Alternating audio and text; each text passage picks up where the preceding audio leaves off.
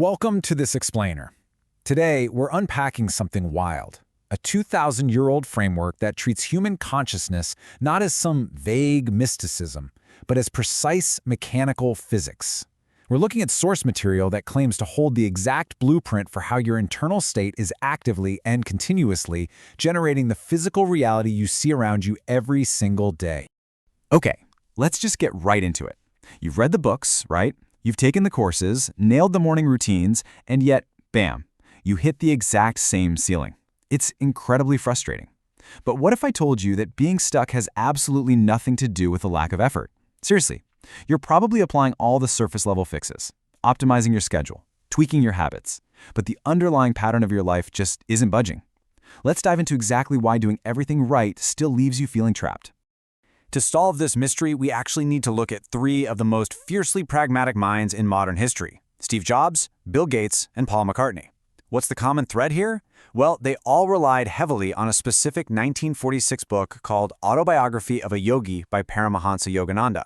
Now think about this for a second. Steve Jobs orchestrated his own memorial service, right? And the only gift he handed out to his guests was a copy of this exact book. These guys weren't superstitious. They built actual empires. They literally rewrote culture. Yet they all pointed back to this single source, saying it permanently shifted how they understood reality. Now here's where it gets really fascinating. The author of that book didn't record these seemingly impossible events as magical miracles. Not at all. He documented them as measurable, repeatable science.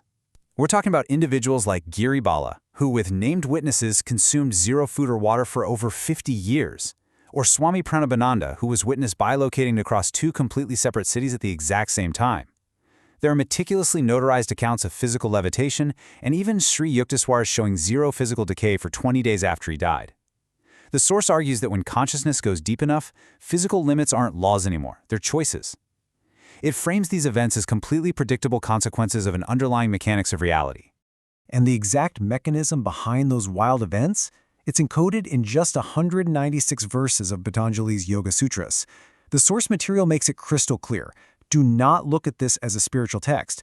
It's actually a 2,000-year-old technical manual for the human mind.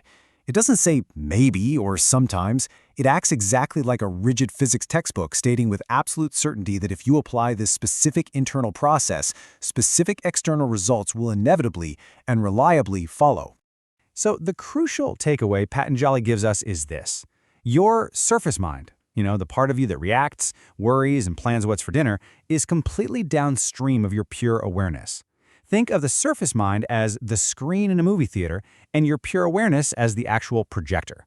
If consciousness really does create reality, then almost all of our self-improvement fails because we're obsessing over the screen. Imagine trying to change a movie by scratching at the canvas. You'd just be exhausted.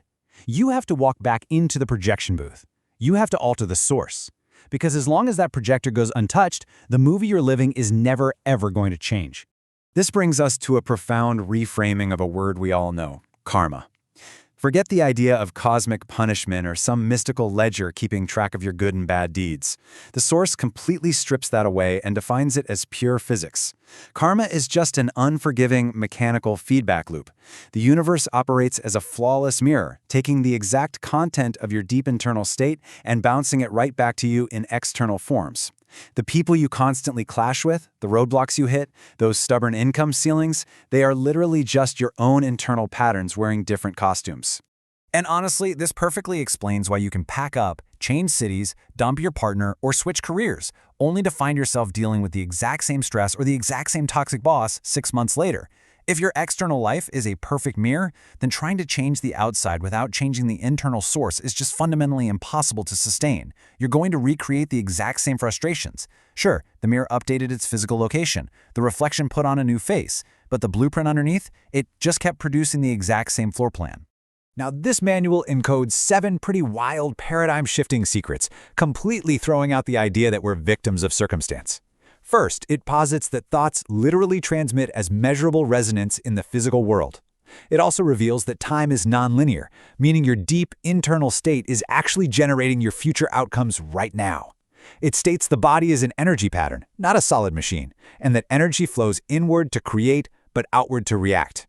It even reclassifies sleep as an accidental, temporary state of unity. But maybe the most crucial point, It teaches that your deep, often unconscious intention will always override your surface-level goal-setting intention. Why? Because that deep intention is what your nervous system actually believes is safe. To actually change that broadcasted reality, the source says we have to make a massive shift from personal intention to outer intention. Personal intention is what we're all used to doing, right? It's exhausting. It relies on finite, ego-driven force, just white-knuckling your way to a goal. Outer intention, on the other hand, kicks in when you finally surrender that ego and become a clear channel for a limitless, universal intelligence. It's the difference between being a tiny single wave desperately trying to push the entire ocean versus the wave realizing, oh wait, I am the ocean, and letting the tide do the heavy lifting. One leaves you completely burnt out, the other gives you massive, unstoppable momentum. But here's the ultimate paradox. You still have to put in maximum effort. You act with full commitment at your job, your art, your goals. But the moment you start obsessively checking the stats or agonizing over the outcome, you contract. Tapping into that universal intelligence requires the genuine, bone-deep release of your attachment to the specific result. Put in the work, then completely release the fruit of that action. The absolute second you start anxiously monitoring the outcome to see if it worked, you pinch off the channel. You drop right back into exhausting personal intention, and you shut the door on the larger force that was ready to help you. Let's just pause here for a second before we get into the actual mechanics, because this is literally the crux of the whole framework. Your identity is the film. Your life is the screen. Reality projects from your absolute deepest identity. Not your personality, not that polished story you tell people at networking events, but your core, somatic belief about who you fundamentally are. Until you swap out the actual film loaded in the projector, you will always watch the same movie play out. Changing the film of that identity is the absolute only way to permanently alter the projection you experience every single day.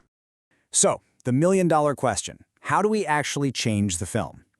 Thankfully, the source material doesn't just drop some vague philosophical theory on us and leave. It gives us a precise, four-step daily protocol to systematically dismantle your current programming. These are mechanical practices derived directly from the text, designed to alter that internal film over 90 days. Let's crack open the actionable playbook and see how these four core practices actually work together. Step 1 is Kriya Breath, a 20-minute morning practice. Think about how much of our lives we spend bleeding energy outward. We're endlessly scrolling on our phones, reacting to emails, consuming media. Our default mode is constantly flowing outward into the physical senses. Well, this specific breathing technique is an energy reversal. It manually grabs your system's default outward current and pulls it inward and upward through the spine. It physically forces your nervous system to stop acting like a passive victim of reality and start recognizing itself as the active source of it. Step 2 is the Karma Mirror. This is a 30-minute daily diagnostic tool. Every evening, you sit down and write out your external stuck points. But here's the catch. If you had a blowout argument at work, you don't journal about how awful your coworker is. Nope. You trace that interaction backward to find the specific, hidden belief inside you that actually required that argument to happen. You treat your entire external life as a diagnostic tool to map your unseen mental architecture. You have to ask yourself, what internal charge am I holding that made the mirror of reality reflect this exact mess back to me? Step 3 is the transmission practice. Now, I know this sounds a bit like magic, but the source insists it's just physics. For 20 minutes a day, you sit in a busy public space, a coffee shop, a park, whatever. You don't interact with anyone. You just deliberately hold a genuine state of expansiveness, calm, and coherence. You aren't performing for the room, you just feel it deeply. And then you simply observe how your internal coherence physically alters the environment and the behavior of the people around you. You literally watch the room shift. It's a daily exercise to prove to your own nervous system that your internal state is actively broadcasting outward. Finally, step 4, the weekly Sankalpa. You dedicate 1 hour a week to clarifying your absolute deepest direction in life. But wait, unlike modern manifestation trends where you rigidly visualize a super specific outcome, this takes a totally different angle.